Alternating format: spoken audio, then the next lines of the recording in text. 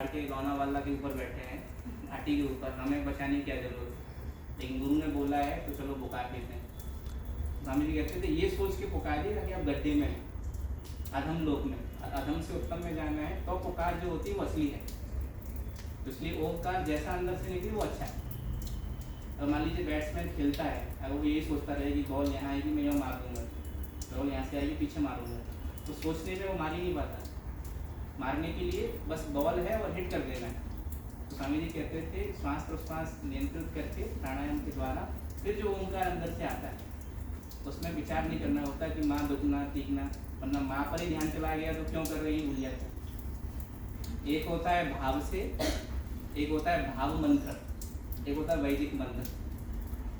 अब भाव मंत्र मतलब क्या होता है, जैसे कि माँ है और बच्चा है, बच्चा छोटा सा है 1-2 महीने का 3 महीने का, अब वो क्या माँ बोल पाता है, अम्मा आई कुछ नहीं बोल पाता, वो रोता है ऐसे और उसके रोने से माँ चली जाती है दूर से ही, क्योंकि वो है पुकार।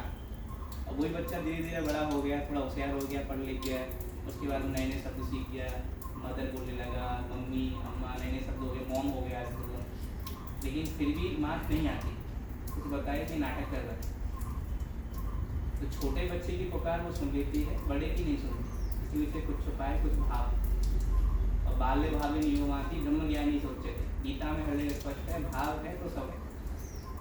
भाव से भगवान है ना, वरना तो कुछ है ही नहीं। दुनिया भाव से चलती है, भाव के अभाव में हमारी ये सब चीज हो रही है।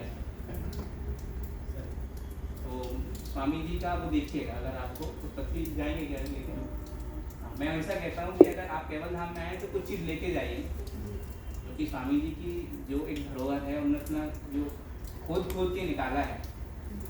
आप जब मिट्टी खोदते हैं ना तो एक आदमी खोदता है, सालों भर खोदता रहता है, पानी निकलता है, सब पीते हैं, और वही संतों की महिमा है।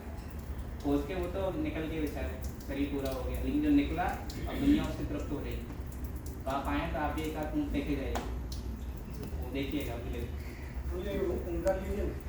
ओंकार लेते हैं। हाँ जी, दोष भी हैं, हाथ पे कफ, कई लोग कफ निकाल देते हैं पूरा शुद्धि क्रिया करके और जलन होना शुरू हो जाती है, वो म्यूकस खत्म हो गया और घी खा लो। इसका मतलब ये तीनों क्रियाएं, तीनों गुण वो बुद्धि में तो है, और वो बुद्धि जैसे मान लीजिए कि 99 पे जब अग्नि जलती है तो पानी भाप नहीं बनता, 99% तक भाप नहीं बनता, 100 होते ही उड़ जाता है, लेकिन 99 भी जरूरी है भाप बनने के लिए। आप समझे मेरी बात, 99 में भाप नहीं बना, लेकिन 99 जरूरी है 100 के लिए। तो बुद्धि में समाधि का भाव आ गया, उससे हमारा प्रोग्रेस तो हुआ, लेकिन हम उड़ नहीं पाए अभी, लेकिन समाधि का भाव भी जरूरी था।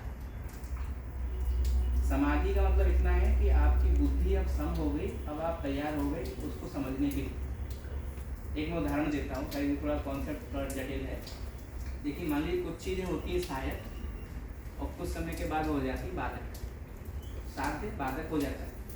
जैसे कि रॉकेट लॉन्च हुआ अभी, तो एक क्या होता है, एक बूथ होता है लॉन्चिंग बूथ, वो रॉकेट को ऐसे पकड़ के रखता है। जब तक रॉकेट उड़ा नहीं तब तक तो वो ठीक था, वो जरूरी है सपोर्टिव। और जब उड़ने की बात आई तो लॉन्चिंग बूथ सोचे कि छोड़े ही नहीं उसको, तो बाधा हो गया।